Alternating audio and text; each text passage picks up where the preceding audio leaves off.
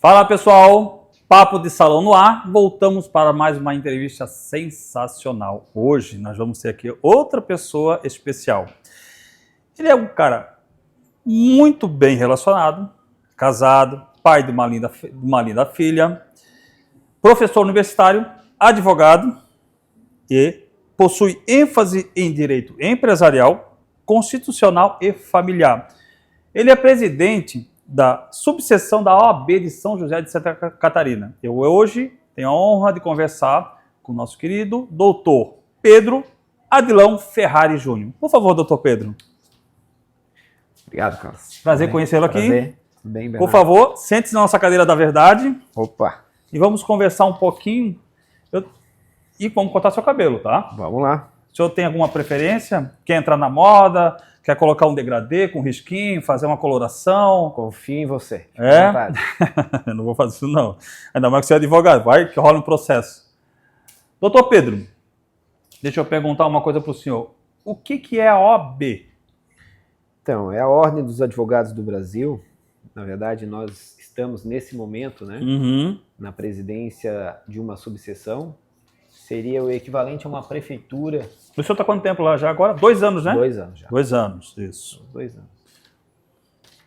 Seria uma prefeitura? Pode continuar, por favor. Seria o equivalente a uma prefeitura, né? Nós temos a OAB estadual, a nacional, e nós estamos como presidente da OAB de São José, o que nos enche muito de orgulho. Quanto tempo de profissão? Temos 23 anos de profissão. 23 anos de profissão, olha, Tem uma carreira, hein? O senhor é professor universitário na... Dei aula na Unisul, nesse momento estou afastado, mas já lecionei em outras faculdades, dando palestras, enfim, nas mais diversas áreas. 23 anos de profissão. O que o senhor pode dar de conselho? Vamos lá, toque para essa gurizada nova que está começando na área de direito. Muito bacana essa sua pergunta, porque na verdade o que eu mais percebo dentro de sala de aula daqueles alunos quando estão prestes a se formar, Sim. e até mesmo daqueles que se formam, recém-formados, quando vão dar início na sua carreira, é aquela síndrome do impostor, né? O que seria a síndrome do impostor? Eles saem da faculdade com aquela sensação de que não aprenderam nada, que não, na verdade não sabem nada, não sabem como começar. E depois de passarem ao longo de 5 anos, a maioria dos cursos 5 anos e meio, eles se deparam com a realidade que devem enfrentar no mercado de trabalho. E aí gera aquela série de dúvidas, né? Então, é aí que entra realmente esse trabalho que a gente faz na OAB, de trazer esse jovem profissional e tentar dar todos os subsídios para que ele possa adquirir essa experiência que ele vai necessitar para a sua carreira. Que legal. Isso é bom, deu um pouquinho mais de segurança para esse pessoal, né? Bom, conselho o senhor já deu, inovação na prática jurídica. Sobre a tecnologia, isso é uma boa questão, né? Sobre a tecnologia hoje avançando num todo do país, principalmente na ordem dos advogados. Como é que o senhor vê isso? Então, a advocacia, na verdade, se nós fizermos aí um registro histórico desde os anos 80... Sim. Todo mundo, os pais, né, indicavam o filho, olha, ou você vai ser advogado ou você vai ser médico, né? Essa era a grande escolha no passado. E com o passar dos anos, dado o grande número de faculdades, universidades, enfim, acabou-se tendo uma grande concorrência. E o que gera, muitas vezes, uma dúvida, né? Será que eu vou para a advocacia ou se eu vou para o concurso? Então, muita gente acaba querendo ir para o concurso, que é uma boa carreira. Sim. Nós temos várias carreiras na área do direito, interessante. Então, na tecnologia, veio somar a tudo isso e facilitar esse processo, né? Ela não vem atrapalhar.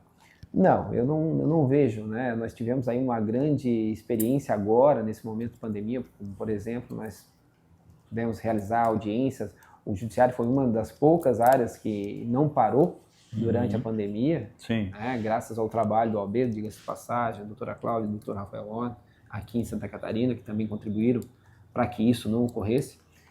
Mas mostrou que a tecnologia veio sim para somar. Claro que uma vez bem empregada, bons resultados ela pode alcançar, né? Uhum. E jamais ela irá substituir, né, esse contato humano que os profissionais têm com os seus clientes. Então, isso é natural. Bom, dentro de uma das áreas que o senhor tem grande experiência é a vara familiar. E é uma coisa delicada, né? Aqui, o senhor sabe que aqui é um salão, né? Então a gente escuta muitos relatos. Eu digo que a minha cadeira, a cadeira do meu salão, é um divã, pelo fato de a gente escutar muitas histórias. E eu acho que nunca houve uma época de tantas separações, né? E dentro da vara familiar acontecem muitas coisas vistas pelas pessoas como injustas. Por exemplo, os direitos, grandes direitos femininos dentro da área. Como é que o senhor enxerga isso?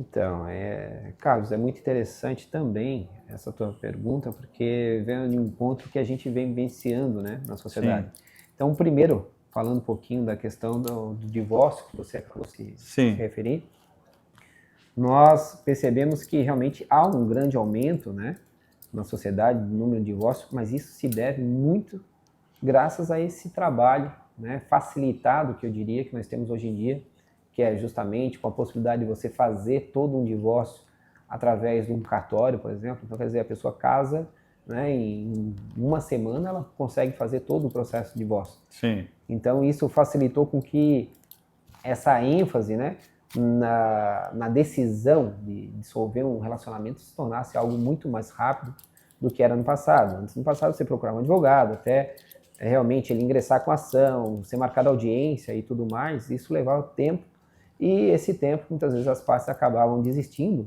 e mantinham esse casamento. Hoje em dia, dada essa facilidade, eu quero crer que isso tenha, sim, facilitado, então, esse público buscar a dissolução por qualquer tipo de sabor, né, no relacionamento que eles possam estar enfrentando. E com relação ao direito feminino, isso, sem dúvida nenhuma, né, foi um avanço muito grande que nós tivemos na sociedade, que, aliás, agora, no próximo dia 8 de março, teremos aí o Dia da Mulher. Há uma comemoração muito grande com essa conquista, né, do direito feminino. Então, hoje em dia, a gente busca realmente tentar equiparar, que a gente sabe que ainda não existe uma equiparação, a gente percebe tanto no mercado de trabalho como na própria advocacia. O senhor acredita que ainda não temos um equilíbrio entre o público feminino com o masculino? Olha, eu, infelizmente, tenho a dizer que eu entendo que não, né? Nós podemos perceber isso dentro dos escritórios, por exemplo. Sim. A gente percebe que uma mulher muitas vezes recebe menos do que um advogado. Sim. Né? Ah, mas isso é por conta da experiência dele ou dela, enfim, pode acontecer. Sim. Mas a gente sabe que isso, em geral, no mercado de trabalho, isso acontece, e com uma certa frequência. Já evoluiu muito, mas a gente tem muito ainda a evoluir, né? Como marido, né? Irmão de mulher e Sim. pai de uma menina, então eu, sem dúvida nenhuma, vou estar sempre à frente dessa bandeira, defendendo esse direito que é tão caro para todos nós, afinal, todos nós viemos de alguma mulher. Ok, eu louvo qualquer mulher, eu acho que a mulher tem que ter os seus direitos e principalmente a igualdade, né? Eu acho que toda mulher tem que ter, ela merece. Primeiro que a mulher é o ser que coloca você no mundo, né? Então, você convive mais com a mulher do que com o homem, né? Mas, nesse caso, a gente entra em índoles, né? Muitas pessoas se aproveitam desses direitos.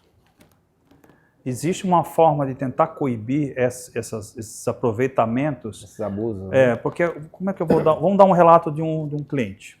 Né? A gente não precisa falar, não. Vamos dar um relato de um cliente. A esposa, a ex-esposa, teve numa delegacia da mulher, quis, na verdade, sacanear com ele, né? Ela não aceitou a separação, foi lá, acusou ele de agressão psicológica e tal. A advogada condicionou ela a fazer, foram até a promotoria e depois ao fórum ali, e assim conseguiram uma medida protetiva. Isso acabou manchando a imagem dessa pessoa. Como coibir essa situação para que o homem se defenda? Bom, colocando, ele relatou que ele foi tentar se defender e acabou sendo motivo de chacota. Ah, tua mulher, tá brincando, mas querer fazer um boletim de ocorrência contra a tua esposa, tá apanhando. Então, como é que se coíbe isso? Carlos, que eu posso dizer? Assim, ó, as leis elas são feitas para a grande sociedade e para as pessoas que são do bem. Sim. As pessoas que são do mal, na verdade, elas tentam se aproveitar, Sim. né, digamos assim, de proteções da própria lei para se beneficiarem. E nós já tivemos inúmeros casos nesse sentido, né, como advogado empresarial e direito de família, onde lecionei há mais de 17 anos, Sim. eu posso dizer que isso, infelizmente, é uma realidade, né? Muitas vezes, algumas mulheres, e eu diria que são poucas, não Sim. é a maioria realmente usa do benefício da Lei Maria da Penha, que, aliás, que deve, com certeza, tem que usar. Que é uma excelente lei, uma lei que marca a história, né? Que traz uma série de facilidades que muitos profissionais, infelizmente, acabam não aproveitando todas elas. Não sei se você sabe, Carlos. Não. Como, por exemplo, uma mulher que procura uma delegacia para fazer uma medida protetiva, ela pode, naquele momento, pleitear, solicitar ao delegado de plantão que também faça o requerimento dos alimentos provisórios. Então, quer dizer, se ela buscar um advogado, para você ter ideia, e entrar com uma ação de alimentos, pode levar meses. Se ela for diretamente na delegacia com pedido de medida protetiva e declarar que ele que sustenta a família, o delegado já vai fazer essa solicitação e certamente ela já sairá naquela noite mesmo, tanto com o afastamento do lar do agressor, como também com os alimentos. E por conta dessa facilidade, porque a lei fala que qualquer tipo de prova em direito é admitido e deve ter a presunção, né, dos fatos em favor da mulher naquele momento, da vítima, traz, num primeiro momento, diga-se de passagem, essa consequência de afastar muitas vezes uma pessoa inocente que se defendeu ou que não fez o ato, repito, em raros casos. Rápido, né? Cabelo curto, é rápido de cortar. Chegamos em nossa, que rápido que ele cortou. O cabelo já está curto. Pode continuar, doutor. Mas isso acontece em poucos casos, mas é uma realidade que nós temos hoje no nosso país, que deve sim ser combatida. E nós já temos aí alguns trabalhos que traçam até a possibilidade de indenizar, né, aquela pessoa que faltar com a verdade quando pediu uma medida protetiva. E aí, como é que funciona essa verdade? Como uma pessoa consegue comprovar que houve uma agressão psicológica, ou que não houve uma agressão psicológica, mas veio por uma maldade daquela outra pessoa? Como pode se provar? O senhor vai falando que eu vou botando minha cadeira aqui, tá? Fique à vontade. Por favor. Então, nós temos vários mecanismos, né? Como já falei, o Sim. direito ele admite todas as possibilidades, mas, por exemplo, você trazer trocas de mensagens, hoje o WhatsApp é uma ferramenta riquíssima, né? Para quem pleiteia em juízo e Sim. consegue, através dele, angariar várias provas que você pode apresentar ao judiciário e certamente vão comprovar que aquela relação não era uma relação abusiva, que não era uma relação de ameaça, né? Que era uma relação saudável, sim, mas que em algum momento houve um desgaste do relacionamento e uma das partes não soube aceitar, né, esse desgaste e o rompimento dele. E aí, mas uma outra pessoa não sai tão prejudicada nessa situação. Como conter isso para que aquela outra pessoa não saia? Existe um ditado, né, entre todos, que diz: você quer conhecer a sua esposa, seu marido, separe-se dele. Certo? conheci. É irônico, né? Mas na grande maioria vira um fato ferido. Então, as pessoas acabam passando por situações muito complicadas, Constrangedoras, né? Acabam ferindo a imagem da outra pessoa por vingança. Como você falou, a pessoa terá que provar, mas como provar isso? Não só pelo WhatsApp, como provar isso de verdade?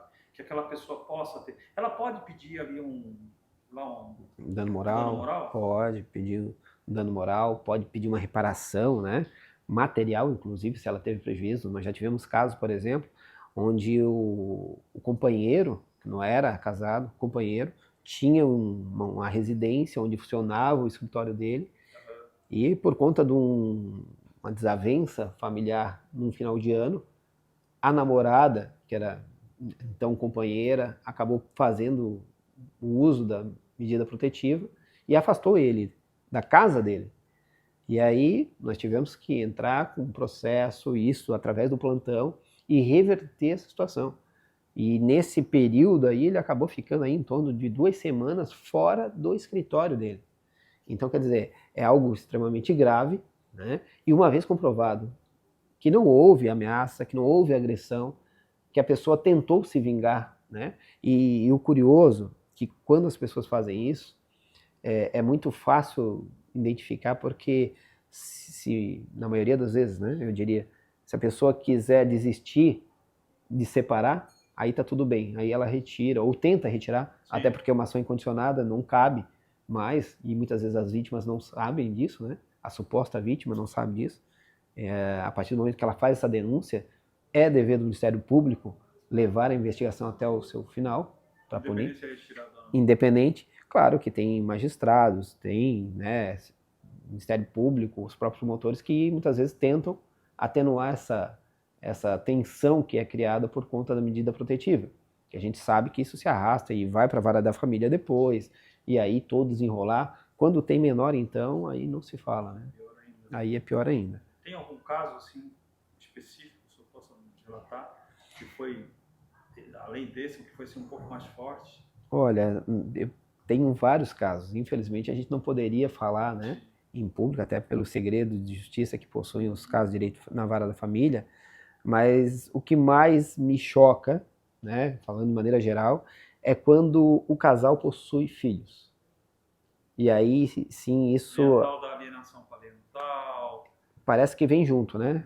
Medida protetiva, alienação parental, discussão sobre a guarda, discussão sobre a convivência, o direito de convivência, muitas vezes, do pai, às vezes ameaças, né? Não, se tu não aumentar a pensão, eu não vou deixar ele ir contigo esse final de semana.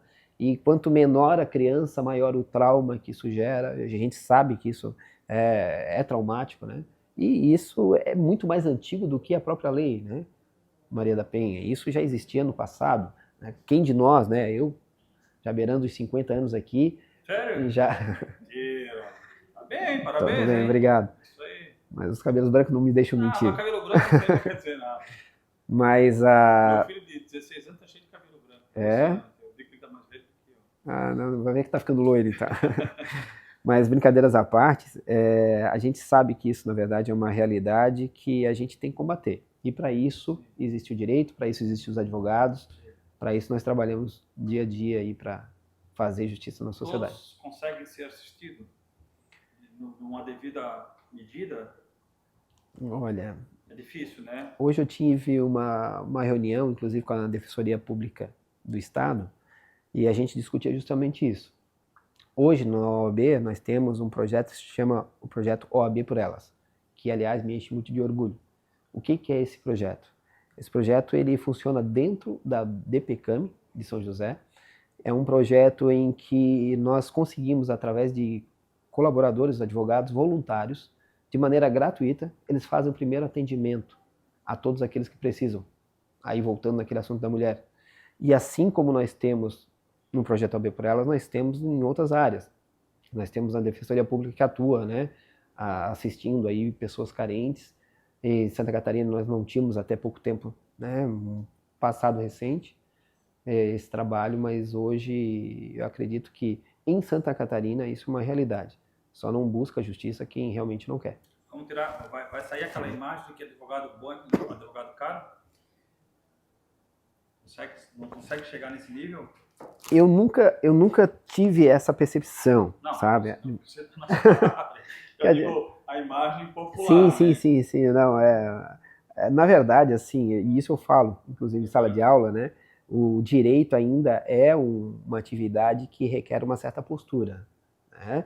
Eu falava em sala de aulas meus alunos que, olha, nada contra tatuagem, enfim, mas se você gosta de uma tatuagem, tenta disfarçar dependendo da audiência, dependendo da tensão da audiência, né? Daí tava lá o aluno com uma vida louca no pescoço, aí vai falar com o juiz já fica assim, será que eu posso confiar? O cliente...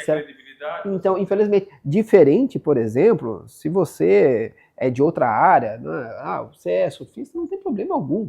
Mas se você trabalha com direito, infelizmente existe esse pré-julgamento da sociedade, e isso é inevitável, a gente percebe isso no dia a dia. Eu gosto de tatuagem, eu não poderia ter uma tatuagem, por exemplo, se eu quisesse, no rosto, que certamente... Não vem com o teu trabalho. Exatamente. Então, isso é uma questão, né, é mais de imagem, passar uma serenidade para a pessoa e uma segurança naquilo que ele vai defender. Vamos voltar na vara familiar.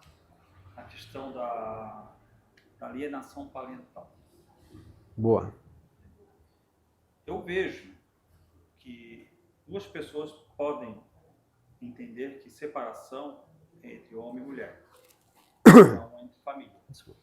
Eu acredito nisso, Carlos. Eu acredito que a gente não consegue dar certo com uma pessoa nem sempre. Muitas vezes está errado, muitas vezes você, né, não deu certo por algum motivo, e eu sempre digo que um casal se separa pelos dois dentro de um só, né? Só se algum outro caso, né? Mas quem mais sofre nisso tudo são os filhos, ou o filho ou a filha. E como é triste essa alienação parental, né? Como é triste você ver algum casal sempre colocando a criança nesse meio. Como se resguardar a criança? Como evitar isso? Isso evitar ela não consegue, né, Belo? É a pergunta de milhões, né? Eu diria, porque realmente é muito difícil a gente achar uma solução mágica, né? Gostaríamos muito de ter uma fórmula matemática e dizer, olha, faça isso que não vai acontecer aquilo. Na verdade, no direito não existe, né? O que acontece, na verdade, é que nós temos, sim, como já falamos, pessoas que acabam usando os seus filhos para atingir o seu companheiro ou a sua companheira, né? Isso, infelizmente... Para nós, 90%? Olha, não arriscaria esse número. Eu ainda sou otimista e quero... O ser humano é vingativo, né? Exatamente. Não é raro das pessoas buscarem um advogado e falar, olha, eu não quero me separar, eu quero acabar com a vida dele, né? E não é raro, infelizmente não é raro. A pessoa vem com mágoas, às vezes as pessoas vêm com aquele sentimento de vingança por uma traição, por alguma coisa, algum dissabor que teve naquele... Pela sensação de poder, né? Infelizmente, seu, né? Infelizmente tem, né? Isso é do ser humano, infelizmente, e a gente tem que, nós que somos profissionais da área, temos que ter essa lucidez de bem orientar, né, essas pessoas para saber que nós não estamos ali para fazer vingança, mas sim justiça. Então, aquilo que realmente for possível, e aí é onde entra o bom profissional de direito. Porque eu sempre costumo dizer que quem começa a advogar, normalmente começa pela área de direito de família, porque é uma área onde você encontra facilmente clientes, né? Sempre tem um tio, uma tia, um primo, uma prima, que tem algum tipo de intercorrência na área, e aí procura o profissional, né, o familiar, para atuar. E às vezes ele não tem experiência. E aí ele vem também tomado com aquele sentimento de vingança do tio ou do familiar e acaba levando isso para o processo. E é lamentável quando isso acontece, porque, como você bem colocou, quem mais sofre são os filhos. Como proteger essa criança? Existe uma forma, assistência social, que pode ser levada e pode tentar resolver essa situação, que a criança não seja... Em muitos países a criança sempre é o primeiro lugar, né? Sim, a grande maioria dos processos que iniciam através de uma Maria da Penha, onde existe filho, por exemplo, normalmente vai vir com ele um processo também de alienação parental, porque há uma tensidade naquela relação que é levada para o processo e isso acaba, infelizmente, estragando, né, todo aquele trabalho da criação do filho. Como proteger essa criança, né?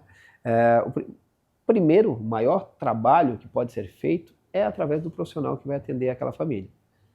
Se ele tiver a lucidez, né, de explicar para o seu cliente que ele precisa resguardar, né, já teve casos, Carlos, da mulher chegar com 3 filhos para audiência comigo e quer botar os 3 filhos na sala de audiência. Eu disse, não vai, não vai entrar. Por quê? Porque não é por você, não precisa levar isso na presença do magistrado, porque a gente sabe que uma sala de audiência é fria, por natureza, principalmente quando a gente fala de direito de família.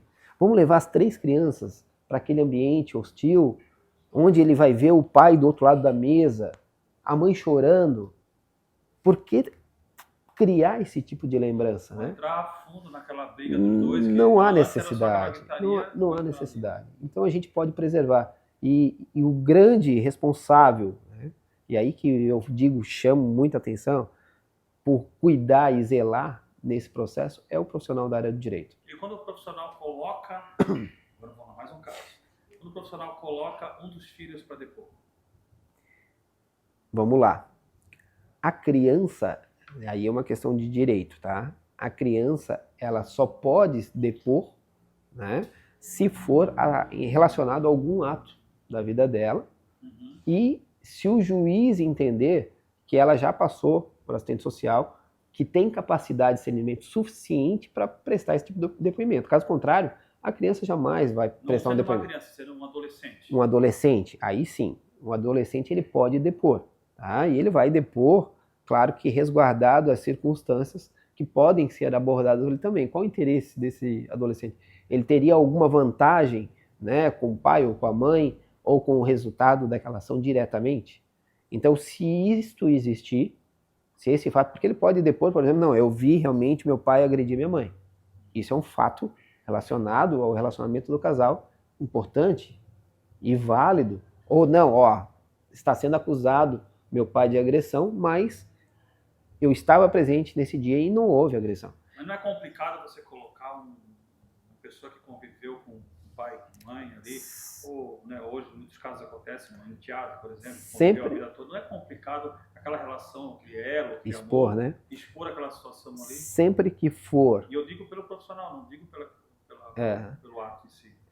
Eu posso te garantir que sempre que for o caso de ouvir um menor, vai passar por um estudo social previamente e necessitará, obrigatoriamente, da autorização judicial para que ele seja ouvido, tá? E se isso for solicitado, eu diria para você que são raros os casos e as possibilidades de matérias que podem ser ventiladas numa hipótese como essa, de ouvir um menor no relacionamento. Então, tenta-se realmente... O juiz já interpela na hora.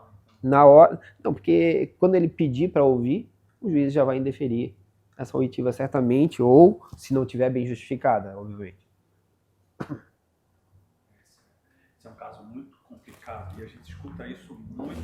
Também quando falou que tem muita gente hoje se separando, então tem isso. Mas aí existe um outro fato, né? O fato das chantagens emocionais da parte da mãe para o pai, que, por exemplo, tem que pagar pensão, ele faz direito como a lei mandou, tudo certinho, e a mãe acaba usando chantagens. Como que o pai pode se resguardar dessa situação, né? Para que também dentro disso tem uma alienação, né? Sim. Com a filha. Então, isso se torna mais tranquilo, o profissional que é da área, que sabe o que está fazendo, porque o direito, ele, de certa forma, ele deixa muito claro até onde você consegue ir. E naquele momento onde é fixado os alimentos, é como se a gente congelasse a situação econômica das partes, né? Então eu tenho ali a situação econômica do pai, da mãe e a necessidade do filho. Inclusive no direito a gente chama de binômio, necessidade e proximidade. Tem outros princípios que utilizam também, trinômio, enfim. Mas enfim, usando esse princípio do binômio, necessidade e possibilidade, naquele momento que foi fixado se congela aquela situação. Se no futuro qualquer uma dessas três pontes, seria do pai, da mãe ou da criança, mudar, pode existir alteração da pensão. Fora essa possibilidade, o juiz dificilmente, eu digo difícil porque, né, depende do magistrado, mas dificilmente o juiz vai mexer na pensão já fixada. Então, Carlos, se foi fixado que, na época em que foi fixado, o valor que ele recebia de salário era 2 salários mínimos e foi 10%, e continua isso, ou foi um valor X, e continua isso até hoje, né? Se ele não mudou a situação econômica dele, não vai existir alteração. Não vai existir. Já é um caminho para uma outra pergunta que eu quero fazer. Também um relato. Uhum. Ele separou, né? O juiz... Arbitrou? Não, a advogada da esposa dele alegou que ela deveria ter direito à pensão, juntamente com o filho, porque ela teve uma perca de qualidade de vida. E a pessoa que se separou, ela teve, no caso o rapaz, não, o homem, ele também perdeu a qualidade de vida, porque deixou casa, deixou tudo ali para a pessoa, e ele acabou entrando na parte de aluguéis, né, casa, tudo que ele tinha ali. E os bens dele foram dissolvendo. Uma pessoa, parece que ela ganhou essa pensão mesmo trabalhando. A pessoa ganhar trabalhando? Ah, é ótimo. E a tua pergunta até me permite explicar um pouquinho essa questão da pensão, né? Muitas vezes as pessoas confundem... Não a pensão para criança, pensão, não para o cônjuge, né? Cônjuge. Porque nós temos dois tipos de pensão nesse Sim. cenário. Nós temos uma pensão que é decorrente do vínculo consanguíneo, que a gente chama, né, da pensão de pai para filho, e nós temos a chamada pensão civil. A pensão civil, ela não está vinculada à questão sanguínea. É decorrente de um fato jurídico, um casamento, um acidente, uma fixação judicial por conta de qualquer fato atípico que possa gerar essa obrigação. No caso do casamento, né, é um fato jurídico que pode gerar uma pensão. Então, se a pessoa comprovar que tem realmente uma condição de vida totalmente vinculada, né, àquela pessoa com quem ela é casada... Ou seja, dependente. Dependente. Em caso de solução, ela pode requerer. Mas, veja bem, essa realidade hoje em dia já vem mudando muito, tá? E mudando no sentido de que essa pensão não é mais vitalícia, na grande maioria das vezes, ela é temporária e, dependendo da idade, por pouquíssimo tempo. Então, quer dizer, a mulher consegue, o homem consegue pedir, porque não é só a mulher, o homem também pode pedir para a mulher, tá? A pensão é recíproca, ambos podem pedir um em face do outro. Se a mulher pedir para o homem a pensão, só que interessante. Se a mulher pedir a pensão... Da mulher, agora falando, se o homem pede pensão para a mulher, nós já tivemos casos ele assim. já é visto com os olhos de malandro, certo? Não que eu, meu Deus, estou falando sobre o dito popular, e a mulher não é um direito dela. Nós tivemos já casos assim de homens, né, que casaram com pessoas, mulheres, né, já mais estruturadas financeiramente, sim, seja por questões familiares, ou seja por questões profissionais, e pediram pensão e tiveram direito à pensão. Mas veja bem, já nesse novo sistema, ele limita um prazo. Então, quer dizer, você não vai receber mais vitalício, exceto, claro, né, nós estamos falando de um casal com 70 anos, o casal resolve se divorciar, né, descobriu ali que não se amavam mais. E aí, naquele momento, eles resolvem divorciar. Neste caso, dificilmente o magistrado não vai colocar uma pensão para aquela senhora vitalícia, sendo que ele era o provedor da casa, né? Agora, se nós estamos falando de um casal de 40, de 30 anos, né, na flor da idade produtiva, separaram, mas ele é bem estruturado, ok, então ele vai dar condições para ela de, sei lá, 2 anos, 3 anos, esticando muito, 5 anos, para que ela faça uma faculdade, para que ela ingresse no mercado de trabalho, né? E claro, que essa pensão passa a ser uma pensão para tentar manter o mais próximo possível do status quo ante. Mas o senhor lembra que eu perguntei? A pessoa estava trabalhando, ela tem o seu Sim, emprego, formada, tudo trabalhando. E ele também tem o seu trabalho todo, mas ela teve direito a uma pensão. Carlos, eu já tive casos da gente fixar pensão que atenda, inclusive, os pets da família. Você acredita? Por quê? Porque eles tinham um padrão de vida, sim, tinham alguns pets, né? E naquele momento da separação, ela ficou com a casa e ficou com os pets. Sim. Mas ela tinha, né, alguns bens ainda que garantiam uma subsistência para ela. Ela ficou com um apartamento para alugar, enfim, que já estavam alugados, que dava uma renda para ela, mas mesmo assim ele teve que garantir uma pensão. Então, pode acontecer de uma mulher estar trabalhando e ainda assim ela pleitear uma pensão? Pode. Temporária, né? Temporárias, tratando-se de uma pessoa jovem, tratando de uma pessoa que ainda está, né, no mercado de trabalho, não se justificaria algo muito demorado, talvez uns 12 meses, 2 anos. Tá? Isso tanto para o homem quanto para a mulher, independente do sexo. Sim. Tá? Mas nesse caso, só visão nesse caso que eu expliquei, que a alegação foi que perdeu a qualidade de vida, né? E a outra pessoa? O juiz não consegue enxergar a outra pessoa também, só enxerga uma? Deve enxergar.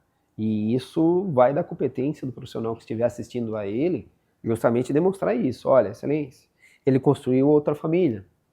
Excelência, ele não pagava aluguel, agora vai ter que pagar. Então, através de cálculo, através de uma planilha, uma simples planilha, que pode ser juntada ao processo, consegue demonstrar que realmente ele vai precisar realmente de um valor maior do que ele estaria oferecendo, tá? E claro, repito, isso de maneira temporária, tratando-se de pensão civil decorrente do divórcio. Então é comum. Comum, dá licença. Desculpa. É complicado. Separação é complicado. Todo, né? Todos perdem nesse momento, por isso é separação, né? Há uma divisão. Todos sofrem. Todos sofrem. Separação, todos sofrem. Bom, e a criança? Direitos da criança. Então, o direito da criança... Todo, né? Direitos de toda criança. Eu gostaria de dizer que o direito da criança é total, né? Que realmente deve ser totalmente resguardado numa situação como essa. Mas, infelizmente, a gente sabe que vai depender da condição da família. Então, os pais vão tentar manter a melhor condição de vida dentro da realidade deles, obviamente, em caso de separação. Nós já tivemos casos, né? Ah, mas eu ganho um salário mínimo, eu não tenho como pagar pensão. Né? E eu já ouvi isso, né, de colegas magistrados, falar assim, olha, Pedro, eu penso igual a você. Se ele tiver deixar de comer para dar para o filho, ele tem que dar. Porque aquela pessoa depende totalmente dele.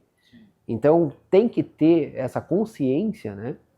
E aí, repito, mais uma vez, o profissional orientar bem o seu cliente para que ele entenda, né, essa responsabilidade, para que não exista a necessidade de se criar um litígio que se estenda tanto tempo para chegar a um resultado que a gente sabe qual seria, que é a fixação de uma pensão mínima necessária para a manutenção digna daquele indivíduo, né, que é o seu filho. Então, realmente é algo que depende muito de nós, que somos operadores do direito, estarmos atentos a esse tipo de mentalidade. Muitas vezes as pessoas, não, eu não vou pagar nada, ela que crie sozinho, ou ele que crie sozinho, vou embora, não. Totalmente. Então, como você falou, realmente tem que existir essa participação, e digo, não é só material. Muitas vezes a presença paterna ou da figura materna nesse relacionamento. Para uma criança, eu acredito que seja muito mais importante a presença de um pai e de uma mãe. Por isso que eu falei no começo para o senhor que quando o casal se separa é marido de mulher, não pai e mãe. Mas muitas pessoas levam isso como pai e mãe e acabam separando essa relação e prejudicando logo diretamente o filho. Né? Eu acho que a pessoa tem que imaginar, eu sou um pai e meu filho, o senhor é o pai, sua filha, eu acho que sim, todo pai, toda mãe tem um filho como algo supremo no mundo. Então, eu acho que o pai que não tem, ou a mãe que não tem essa visão, não deveria nem ser chamado de pai ou de mãe, na minha opinião. Se eu desculpa. Sim, o pai que faz um filho com uma outra mulher, seja por acidente ou não, é uma criança inocente que não teve culpa nenhuma ou de uma incompetência dos pais ou do casal, né, ou não se prevenirem, né, ou por um ato ali que foi inconsequente também. Mas a criança tem que ser resguardada em todos os pontos. Eu concordo sinceramente com o senhor. Por isso que eu falei sobre a alienação parental, né, sobre o direito da criança. Mas quando a mãe fica utilizando isso, ela não deveria também ser penalizada por isso? Por exemplo, um pai, agora vamos falar de pais bons, né, que paga a sua pensão corretamente e tem a presença com o seu filho. E eu acho isso importantíssimo mesmo, uma relação de família muito importante mesmo. Mesmo que o casal não esteja junto, tem que ter uma relação harmoniosa por causa do filho. Mas a mãe, ela recebe o dinheiro, porque ela é a que tem a guarda da criança, né? Vou até fazer uma pergunta sobre guarda. E ela tem que prestar contas sobre o que é gastado? Boa pergunta. Muitas pessoas têm dúvida com relação a isso.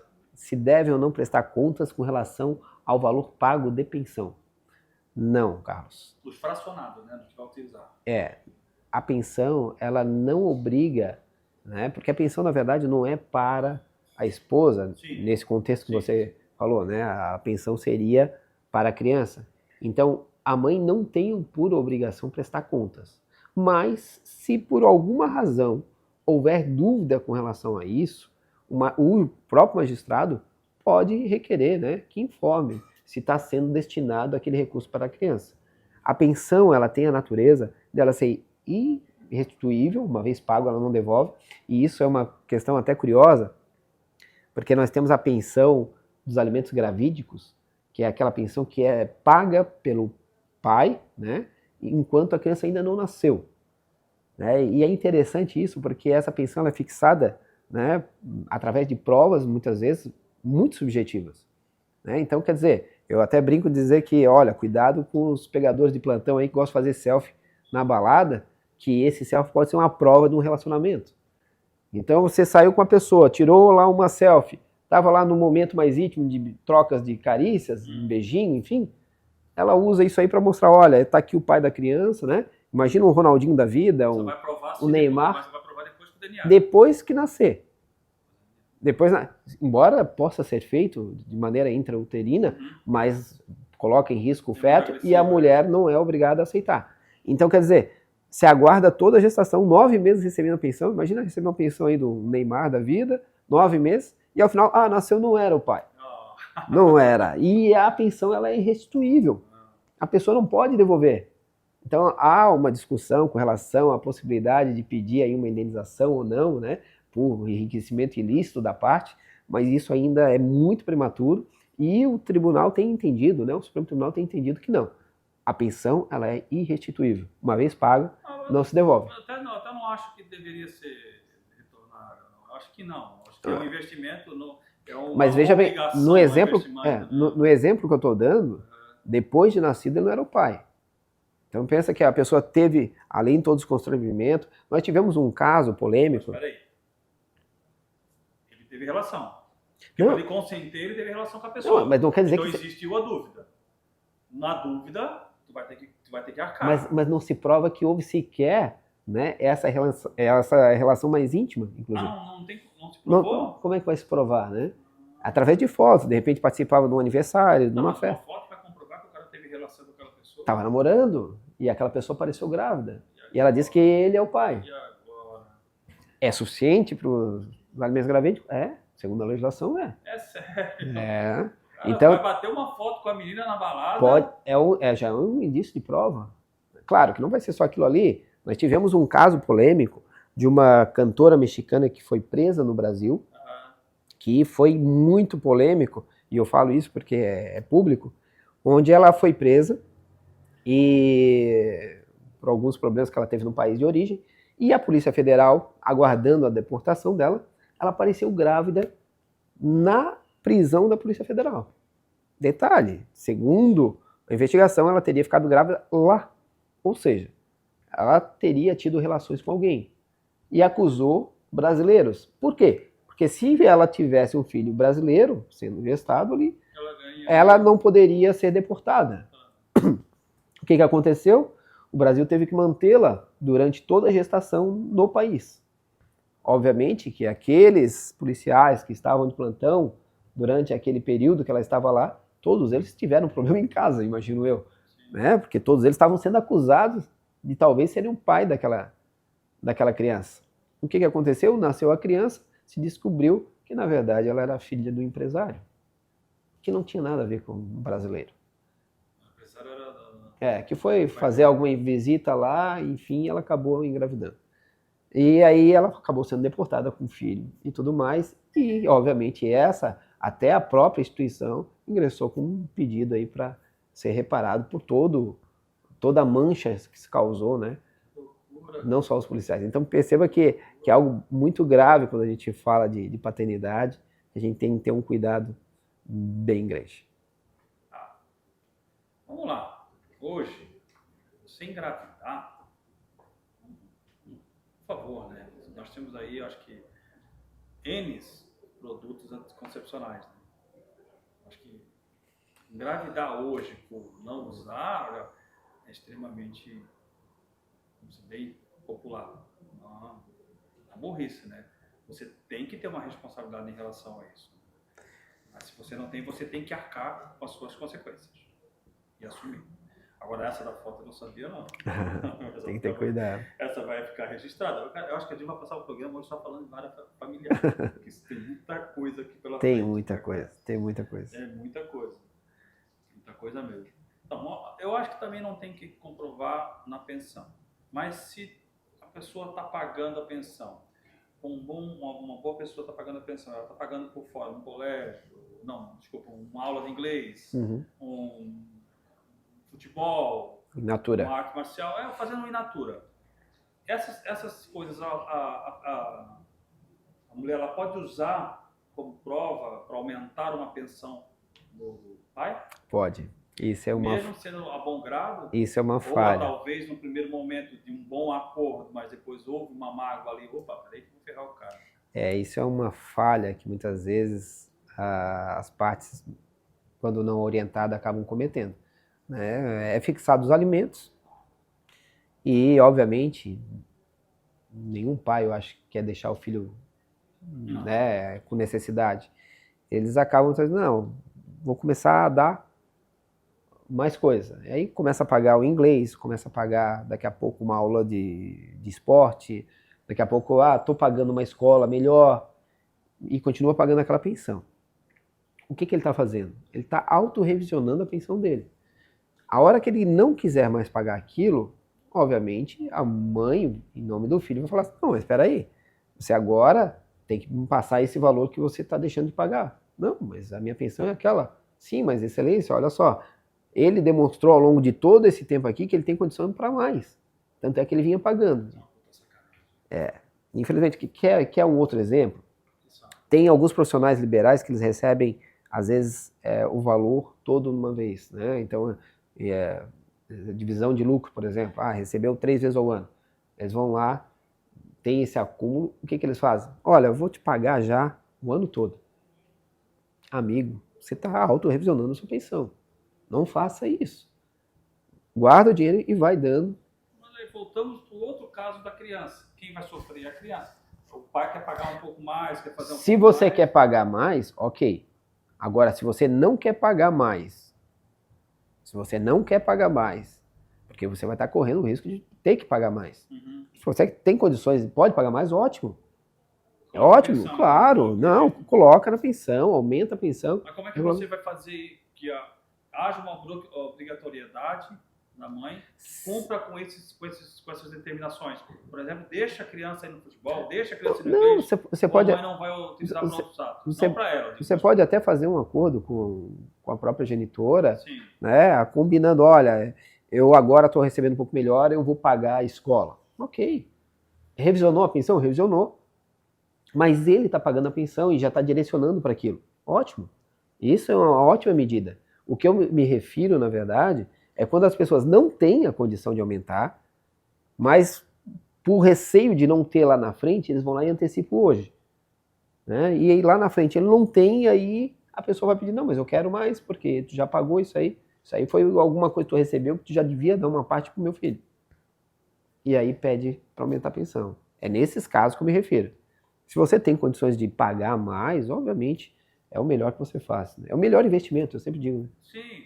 É o melhor investimento. Eu entendo. Investir no filho. O que o senhor falou, mas eu quero ainda achar uma maneira clara essa situação, porque a pessoa está fazendo uma coisa de bom coração, está dando o melhor para o seu filho, né? Mesmo não colocando. Não tem uma forma de o juiz olhar essa situação e dizer, tu está usando o seu filho para poder pegar mais ou não? Sei lá, estou falando besteira. Na verdade, isso é um direito da criança, né? Até nós temos casos, muitas vezes, que a mãe não quer. Né? O problema do pai da criança é tão grande que a mãe, às vezes, chega e diz, quer saber? Eu prefiro não receber nada. Se é para ele incomodar, para ele vir atrás, e não vai ser boa, talvez, a convivência para o filho, eu prefiro nem pedir nada.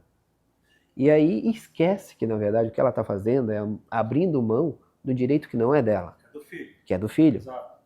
Então, existe uma outra situação que você colocou aí. Ela negando a presença de um pai, ou um pai negando a presença de uma mãe, o sentimento seu, achar que isso não é bom, não vai ser, ela está tendo a opinião dela. Exatamente. Ela sabe a opinião do filho. Exatamente. Isso só no futuro vai saber, né?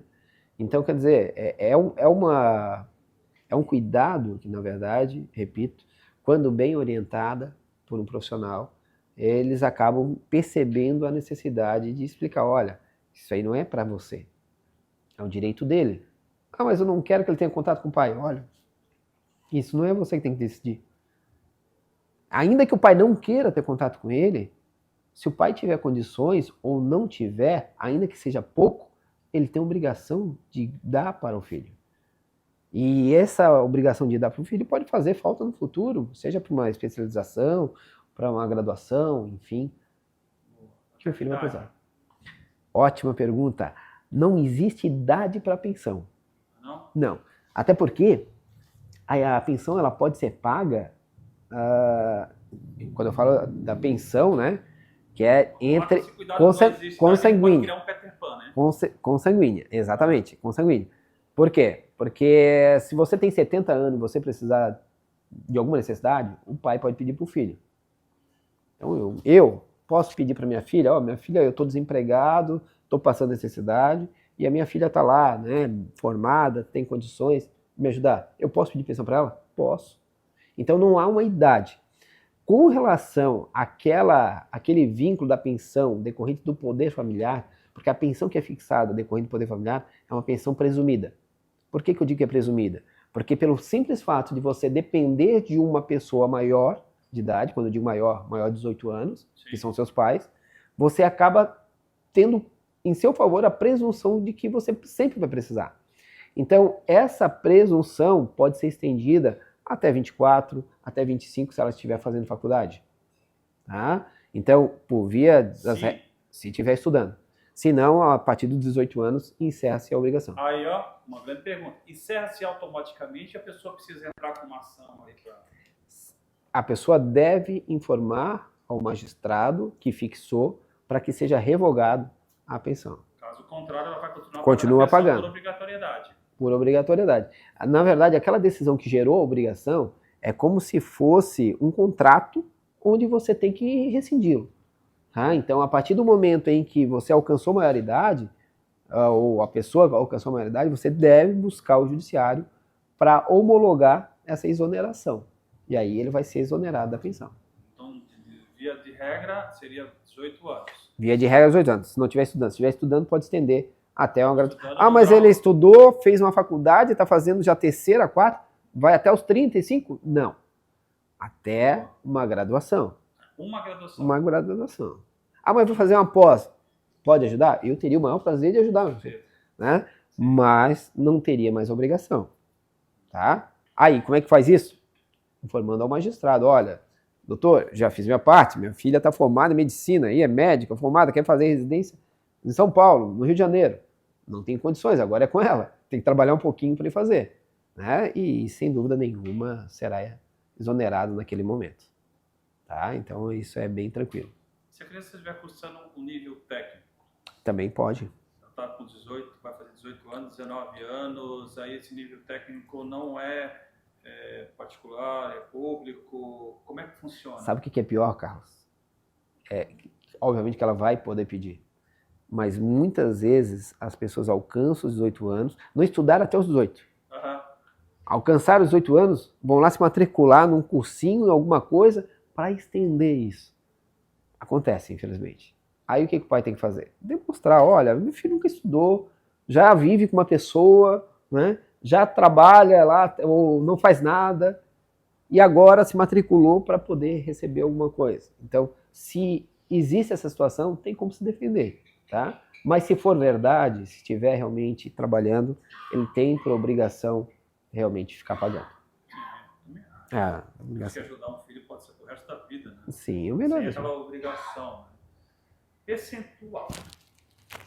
Então, quando se fala em percentual, sempre se pensa na regra do 1/3, né?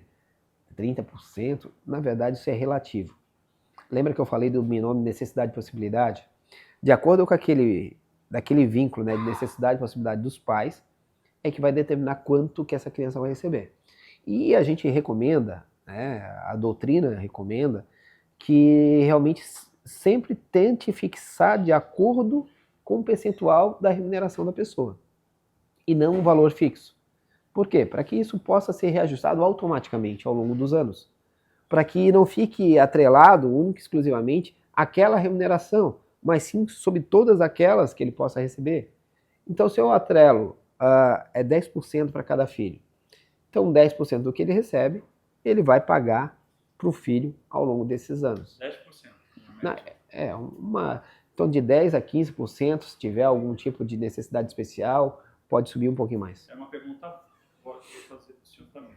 Necessidades especiais, obrigatoriedades. Quando um filho nasce com alguma síndrome, né? Com autismo, com Down e assim por diante, E a mãe tenta buscar na justiça o direito dos cuidados com o filho. Até que nível é a obrigatoriedade do pai, que isso é total. Sim. E quando ele não quer cumprir com essa obrigatoriedade? Então, na verdade, essa é uma obrigação, repito, independente da condição da criança. Mas se a criança apresentar uma necessidade especial, obviamente que essa necessidade, né, financeira acaba aumentando. E o pai pode ser responsabilizado por abandono material, por exemplo, né? E então isso... Abandono de incapaz também, não? Pode ser abandono de incapaz, se ficar caracterizado que não tem mais convívio com a criança, tá? O que é importante a gente frisar nesse contexto? Que não há necessidade de fazer a interdição. Porque no passado se acreditava muito, não, tem que interditar, tem que ter um curador, né, para que realmente exerça esse cuidado. Não, não precisa.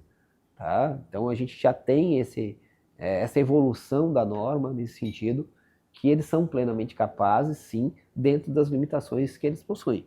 Pode ser um cadeirante, pode ser algum tipo de limitação, até mesmo desculpa, mental. Isso não impede que a pessoa possa exercer, ainda que parcialmente, né, a plenitude dos atos da sua vida. Pai que abandona um filho incapaz é mais triste ainda, né? Sem comentários. É mais triste ainda. Sem comentários. Nesse caso aí, acho que deve haver até uma criminalização pelo lado da pessoa. Bom, Maria da Penha. Nós falamos pouco sobre ela. Essa lei foi criada há 20 anos, né?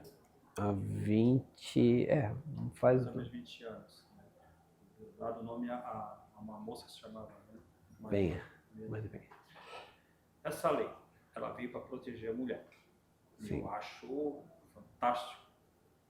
Mas voltamos naquele outro caso. E quando a mulher utiliza dessa lei para se sobressair sobre outra pessoa, como provar? Como a jurisdição consegue provar isso? Então, como eu já falei, né, na verdade a lei ela traz várias possibilidades. A lei não é somente a medida protetiva, né, ela é uma lei que ela facilita esse acesso à proteção da mulher e ela tem um propósito muito mais garantir essa proteção à mulher do que propriamente punir o homem. Esse é o intuito da lei. Tanto é que, uma vez ultrapassado esse período de medida protetiva, o processo vai direcionado para a vara de violência doméstica e deve correr o processo criminal em face do agressor. O que a pessoa, né, pode fazer, na verdade, é seguir uma vida regrada e não ultrapassar os limites, né, que qualquer ser humano sabe. Se a pessoa usar da má fé, utilizando essa lei, aí sim, ele pode sim buscar as medidas judiciais. Quais, Pedro? Quais as medidas? O que pode ser feito nesse caso?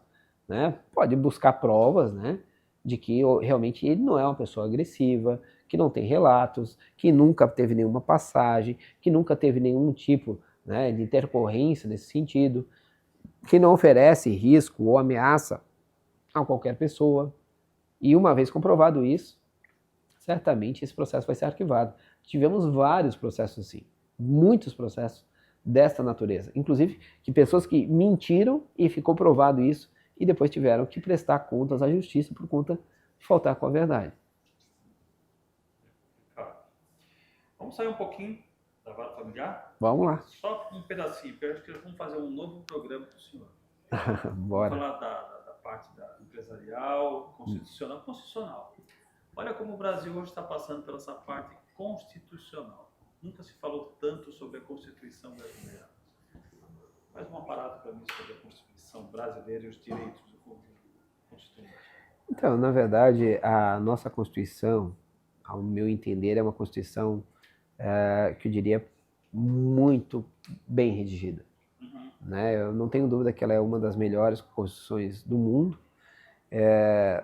No entanto, o que talvez esteja trazendo um pouco de insegurança são algumas decisões que vêm sendo tomadas em alguns tribunais do nosso país, e aí eu arriscaria dizer que o nosso Estado é referência nacional, e aí eu falo isso com muito orgulho, para dizer do Tribunal de Justiça de Santa Catarina, em especial, Mas, infelizmente, decisões polêmicas vêm sendo tomadas no âmbito nacional.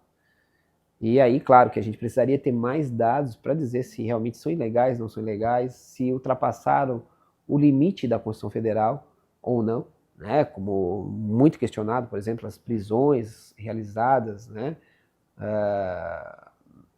Em janeiro de 2022, 23, né? 23, 8 de janeiro de 8 de janeiro de 2023.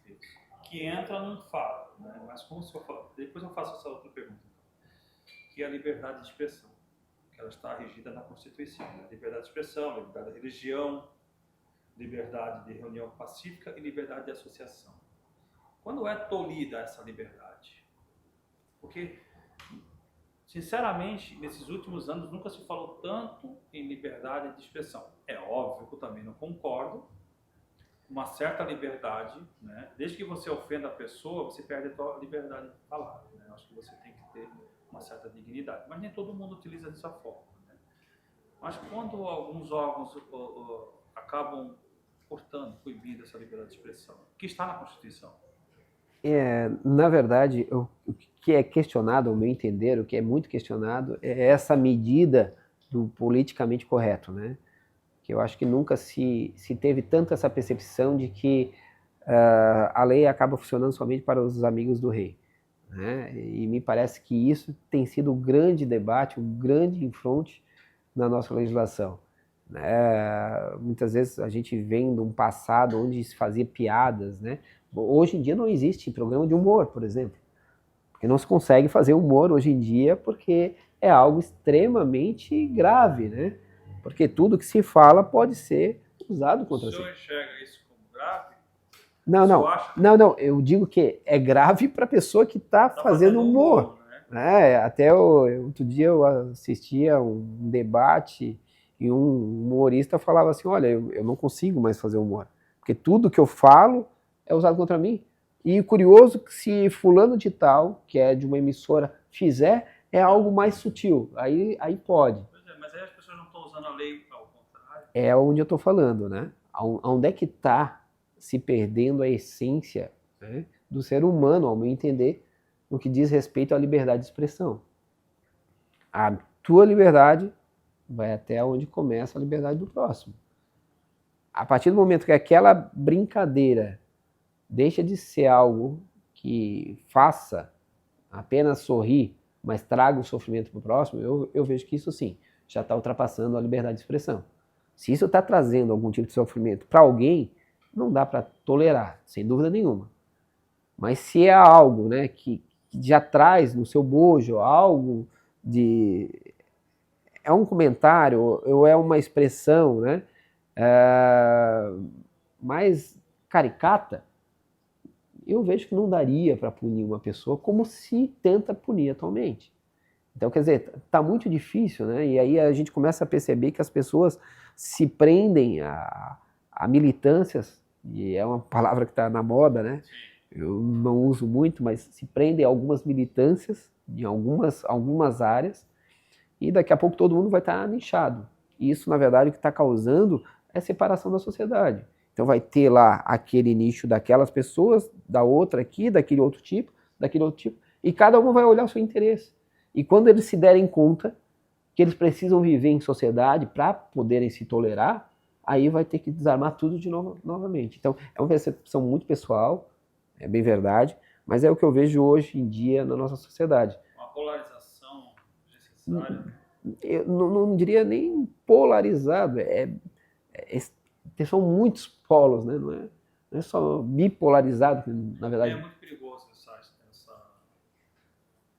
essa questão da expressão, da liberdade de expressão, ela pode se tornar muito perigosa mais à frente quando começa a se cortar demais ela. Uma emissora pode, por exemplo, xingar, como já vi várias vezes, xingamentos, né, sendo publicados em jornais de um determinado candidato, e outros que recebem esse xingamento estão processando porque não pode. E aí, então quer dizer, qual é o filtro que está tendo nisso?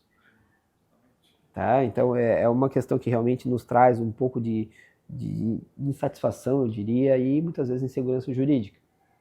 Porque a gente tem que levar isso. Eu costumo sempre pregar, olha, gente, a justiça que a gente realmente reconhece, eu diria que é a nossa aqui, ó, primeiro, segundo grau, principalmente Santa Catarina. E eu falo isso com muito pesar, porque em alguns níveis a gente sabe que acaba sendo politizada. E aí acaba se perdendo. Falta de conhecimento daqueles que lá estão? Não, não acredito. Não, não. Todos são pessoas extremamente capacitadas, pessoas extremamente inteligentes, suficientes, mas acabam, infelizmente, né, parecendo, essa é a impressão, e repito, a gente não pode falar isso sem conhecer o processo, parecendo que às vezes tem alguma coisa por trás. Eu respeito sua opinião. Dentro disso, existe um fato também, que é invasão de propriedades.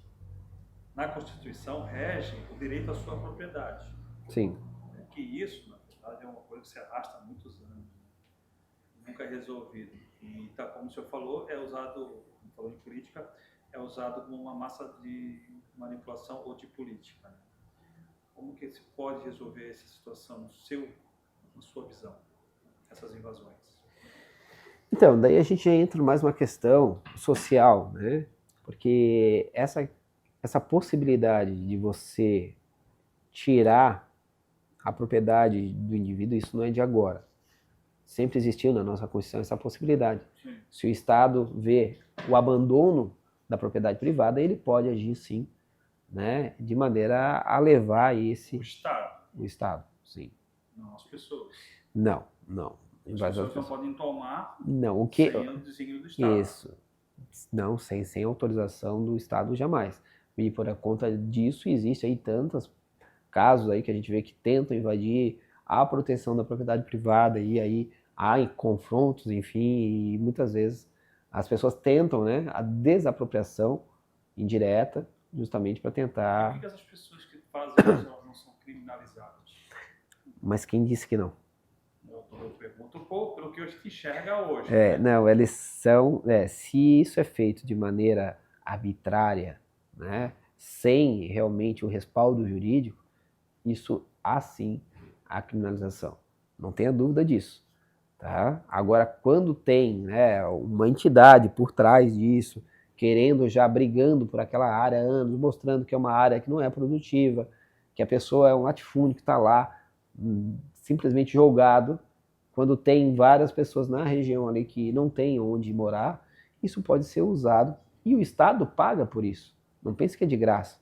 Não vai lá, tira daquela pessoa, não. O Estado indeniza aquela pessoa para poder fazer, então, aí sim, a distribuição de maneira... Mas tem que comprovar realmente aquela... Não é um processo simples. E não é um processo rápido. E não é o que acontece. Olha, em Santa Catarina... Muito pouco. Não enxergaria isso. Muito pouco. Eu posso falar da onde... Houve um caso recente, alguns anos, que teve nos ingleses, o senhor lembra? Sim, teve aqui nos ingleses, teve na SC aqui, eles tentaram... Depois levaram para outros cavalos. Tentaram invadir ali a SC, enfim, a Marginal.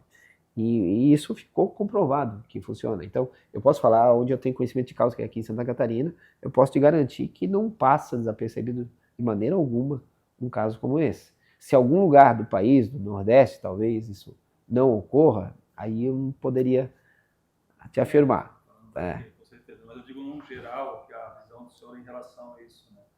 Essa liberdade que você tem sobre a sua propriedade, que muitas vezes é acometida por invasões, né? Uhum. Muitas vezes as pessoas saem feridas ali. Né? Sim, mas eu repito, né? Há medidas legais, cabíveis, possíveis dessa proteção.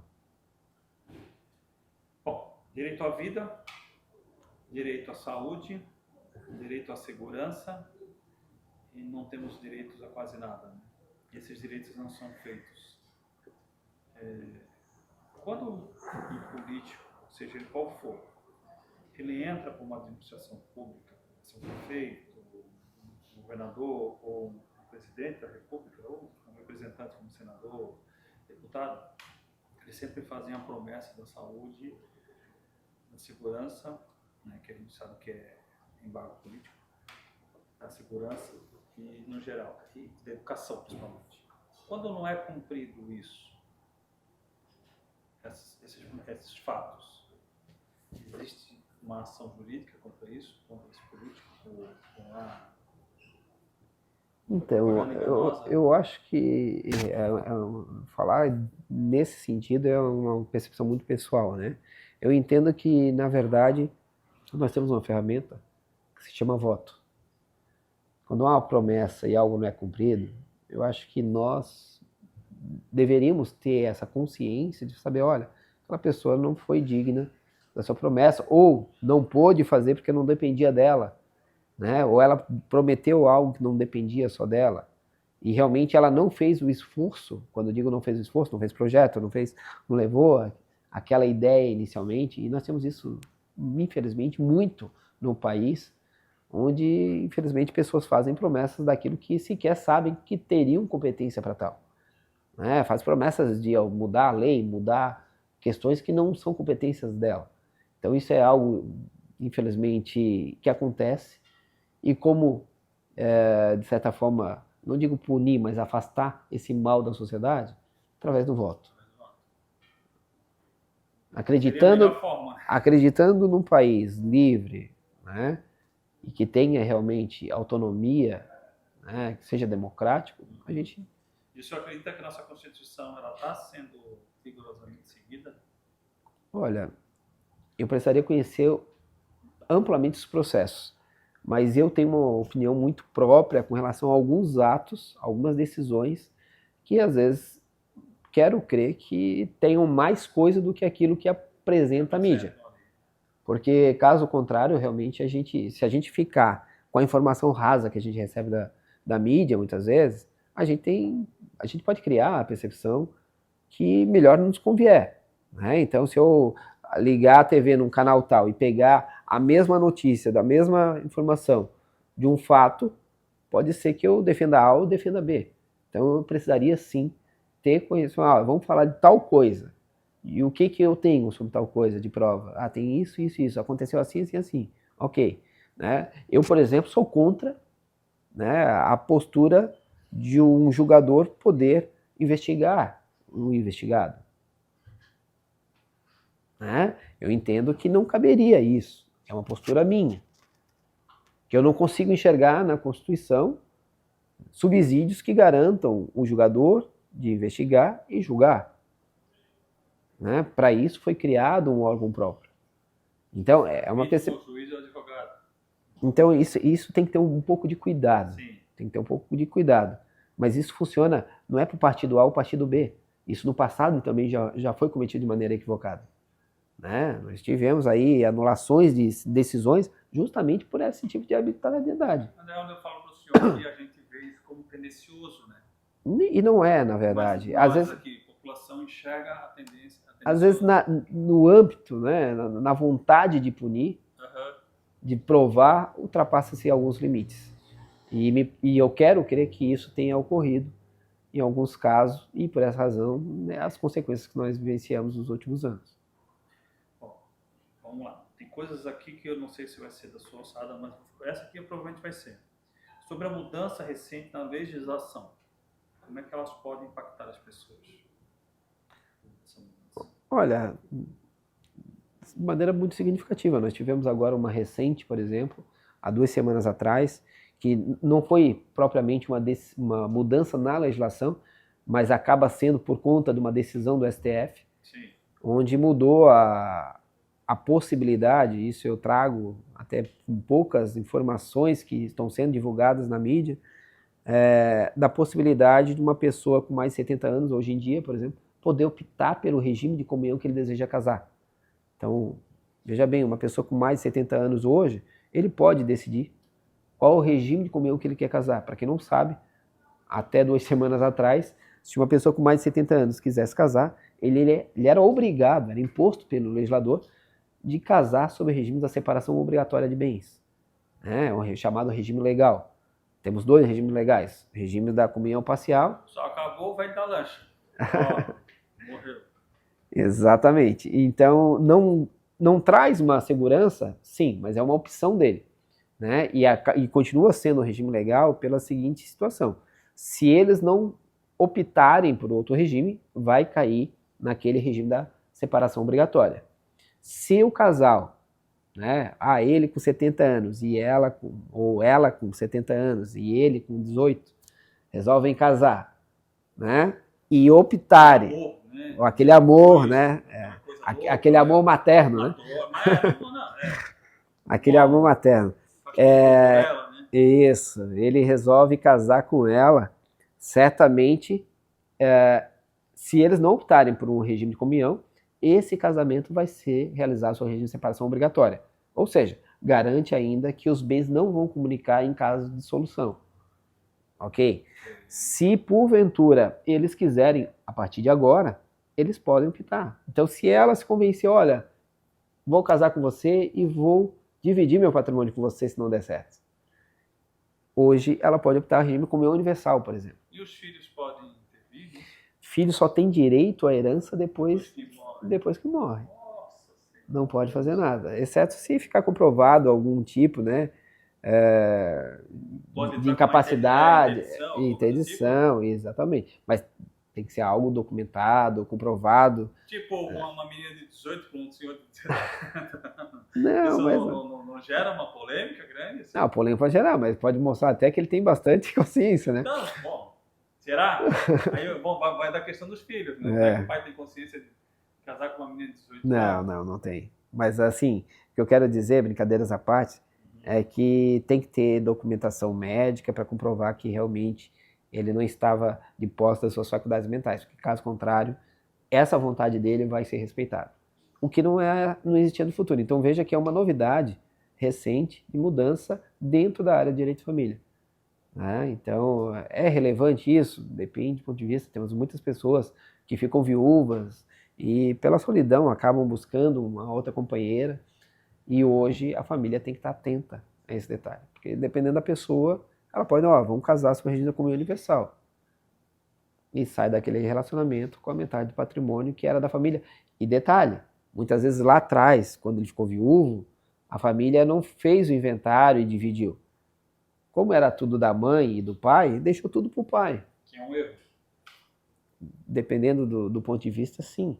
Né? Por que seria... Para acontecer um caso desse, se eles tivessem feito inventário lá atrás, eles não teriam tanto problemas assim. Só da parte do pai. Né? Não, porque quando faz o inventário, faz só da meação, né? A meação fica resguardada e faz só da legítima, que é dos herdeiros. Então, aquela parte ali que era da mãe que faleceu, por exemplo, tá? Ou do pai que faleceu, aquela parte ali que vai para os herdeiros, que iria para os filhos, os filhos muitas vezes dizem, não, mas o que é a parte que está indo para os filhos? A metade da casa, metade do carro e uma economia que o pai e a mãe tinham, que a metade seria da mãe e seria dividido com os filhos. Os filhos, não, pai, fica com esse dinheiro, vamos deixar a casa no seu nome, depois quando o senhor faltar, a gente divide. E depois divide tudo. Aí o filho se arrependeu, aí não tem como voltar atrás, né? Não tem como. A metade aí era da mãe, agora não é mais. Agora é da atual. Mas é complicado esse negócio, cara. Porque a gente complica, na verdade. A gente usa mais a emoção do que a razão. Que nesse caso seria a razão. Você teria que fazer isso para se resguardar ali na frente, né? Na verdade, até resguardar o próprio patrimônio do pai, né? Para a pessoa não vir e retirar metade do patrimônio dele e dos filhos. Por isso que eu digo que hoje em dia um dos regimes mais utilizados, muito mais por omissão do que por opção, é o regime legal da comunhão parcial de bens, onde comunicam-se os bens adquiridos na constância do casamento de maneira onerosa ou, né, por doação. E o que quer dizer isso? Quer dizer que o que era antes não comunica, o que tinha antes não comunica. O que vem depois, na constância, me parece justo. Se a pessoa contribuiu, se a pessoa conviveu, mas ele não trabalhou, ou ela não trabalhou, não importa, mas estava junto. Né? Seja cuidando dos filhos, seja dando, né, um bom cuidado para a família, do lar, enfim, não importa. Eu acho justo que realmente tenha essa participação, tenha direito a essa parte dela. Mas é uma pessoa, né, de bom caráter, uma pessoa boa que realmente participou, mas existem muitas pessoas que entram ali só para tentar dissolver a situação toda, né? Não, mas se ela entrou num relacionamento e durante esse período eles cresceram, adquiriram patrimônio, ainda que no passado esse era o desejo, ela estava junto naquele momento. Eu concordo com o senhor. Vamos mudar de assunto, porque a gente está se prolongando. Vamos fazer um outro? Bora? Vamos fazer um sobre trabalhista, Vamos. empresarial. Combinamos uma outra data. Nossa, olha, tem assunto, né, gente? Vocês querem fazer alguma pergunta para ele? Não? Não querem fazer nenhuma pergunta? Senão a gente vai muito longe, né? Quero uma opinião sua, agora, sobre segurança pública. Uma opinião sua. Vamos. Existe muito caso hoje, né, e aqui em Florianópolis houve 2 casos. De a morte de um rapaz pelo morador de rua e depois uma agressão de uma mulher pelo morador de rua. Dentre esses 2 casos, né, são casos diferentes, mas causados por moradores de rua. Está tendo uma invasão enorme dentro de Florianópolis, porque é uma cidade turística, isso é natural ter. Uma segunda pergunta.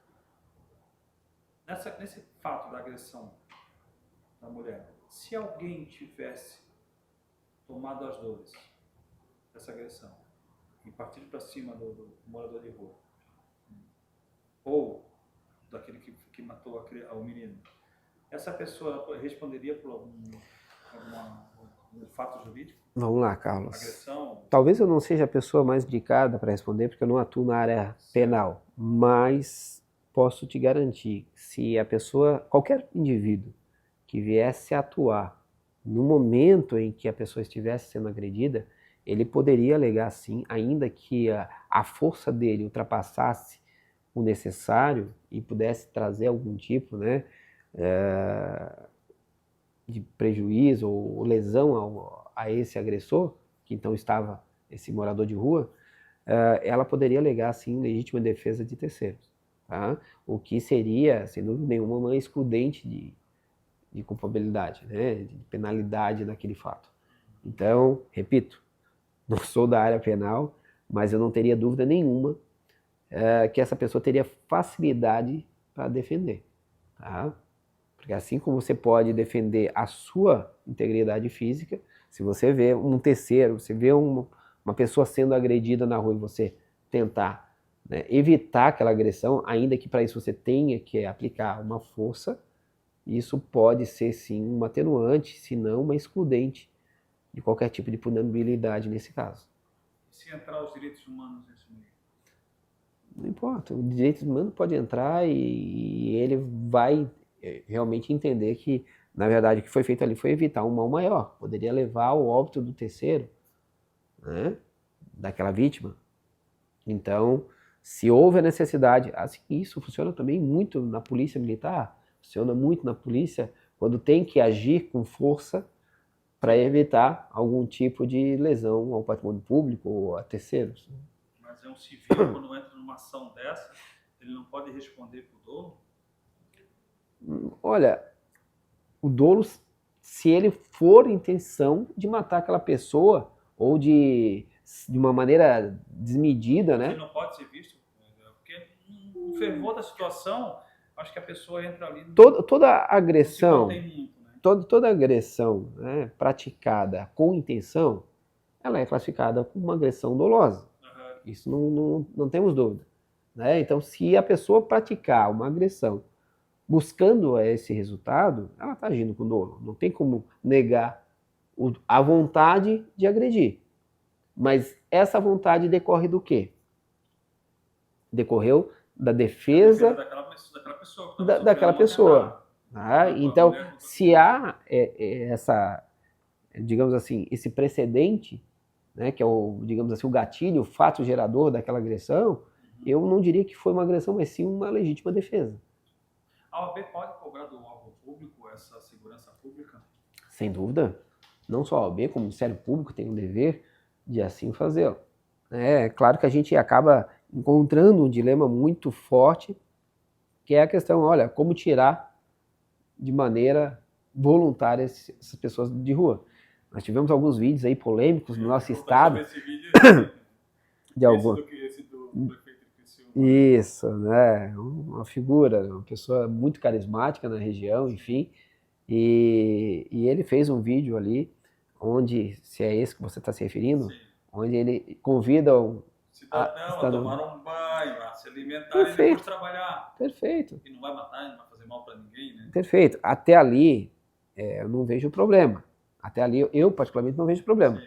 Agora, se ficar caracterizado né? E eu quero crer que tudo aquilo ali foi, obviamente, como ele é uma pessoa muito comunicativa e é muito benquista na região, ele deve ter demonstrado que a cidade dele tem oportunidades. Sim. Né? Eu acho que esse é o intuito maior daquela exposição. E se ficar caracterizado que houve esse convite, qualquer pessoa, não há crime nenhum. O vídeo não prova isso? Essa caracterização de que houve esse convite? Sim, me parece que sim, né? Sim, eu entender, acho que todos... Eu sei que é uma crítica, né? Eu acho que o por maior trás. entendimento foi o contrário da pessoa que representou ele no Ministério Eu Público. confesso que eu vi uma vez só e talvez não tenha visto ele completo. Né? Mas até onde eu tomei ciência do fato, me pareceu que houve um convite. Né? Foi uma conversa e chamou um assessor, enfim, para acompanhar ele para dar um banho, para fazer um lanche, enfim. E depois arrumar um trabalho para ele. Então, quer dizer, não me parece. Se a pessoa se levantou de maneira voluntária e desejava esse... Porque ele poderia falar assim, não quero, estou bem aqui, vou ficar. Aí, se isso acontecesse, aí sim, poderia ter algum tipo de consequência e ele quisesse aplicar força e obrigar a pessoa a trabalhar. Exatamente, mas assim, ó, é muita coisa para se perguntar, a gente vai prolongando. Existe outro fato de que moradores de ruas de uma cidade foram transferidos para outra, que a polícia escutou. Né? Existem vários fatos. Como eu lhe perguntei, a OAB, ou o Ministério Público, tem que cobrar isso do administrador público. E quando o morador de rua ele não quer ser ajudado? É um direito dele. Infelizmente, a nossa Constituição, quando eu digo infelizmente, porque a ideia seria dar oportunidade para essas pessoas. E muitas vezes isso não é visto de boa forma, ou até mesmo o poder público não tem braço suficiente para tentar atender toda essa demanda. E o fato é que quando acontece casos como esse, a gente tem que conhecer a fundo o que aconteceu. E a notícia ela vem, né, despejando culpas nas mais variadas pessoas. E muitas vezes a gente precisa saber da onde que vem essa fonte. Porque às vezes houve o convite, às vezes aquela pessoa queria voltar para a sua região, mas lá na sua região eles já tinham mandado para cá, enfim. Então tem uma série de fatores que devem ser avaliados para que a gente possa realmente expressar uma conclusão. Mas eu não tenho dúvida desses casos que aconteceram aqui, na grande Florianópolis, não foram de maneira dolosa, de maneira alguma, de nenhum dos municípios. Temos tempos ainda ou já encerramos total? Hoje vamos ter que encerrar, não temos jeito. Eu queria te fazer um bate-bola, como eu faço com todos. Vamos lá. Vamos sair agora vamos entrar um pouco na intimidade do nosso querido doutor Pedro Ferrari. Eu vou fazer uma pergunta e o senhor responde o significado do senhor. O que é família para o senhor? É tudo. Filho. Meu bem mais precioso. Direito. Justiça. A justiça? É o direito. E Deus? Pai de todos. Doutor Pedro, foi muito prazeroso. Tá? Espero a gente poder fazer mais uma vez. Eu acho que o convite está feito. Fazendo mais um bate-papo desse, um papo de salão sobre outros direitos, tá? Porque foi fantástico. Muito obrigado, tá? Muito obrigado, Carlos. Primeiramente, o senhor pode deixar o seu recado para eles? Ótimo. Então eu quero aqui deixar o meu abraço a todos que nos ouvem, nos assistem e convidá-los, aqueles advogados de São José que quiserem estar conosco. Estamos lá na OAB de São José, de segunda a sexta. Será um grande prazer, uma grande honra recebê-los todos lá para tomar um café. Um grande abraço, fiquem com Deus. E se quiserem entrar em contato com o senhor, tem um telefone, rede? Então, eu prefiro que, na minha condição como presidente, se quiserem entrar em contato para falar comigo, como presidente da OAB de São José, entre em contato diretamente lá na nossa OAB de São José. Obrigado mais uma vez. Ei, quer deixar um recado também? Pessoal, para quem ainda não segue no Instagram, YouTube, TikTok, Facebook, Papo de Salão _ Floripa. Se inscreve lá e deixe seu joinha, beleza? Temos várias entrevistas muito bacanas. Gostou do papo, B? Gostei. Prestou atenção? Sim. É nada. Obrigado, Veri. Nada não. Doutor Pedro, muito obrigado mesmo, tá? Obrigado, Carlos. Espero o senhor novamente nessa cadeira. Gostou do corte do cabelo? Tô Opa, rápido, né? foi ótimo, já. Tô bonito aí. Pessoal, Obrigado, muito gente. obrigado e até a próxima. Obrigado, tchau, tchau. Obrigado mesmo.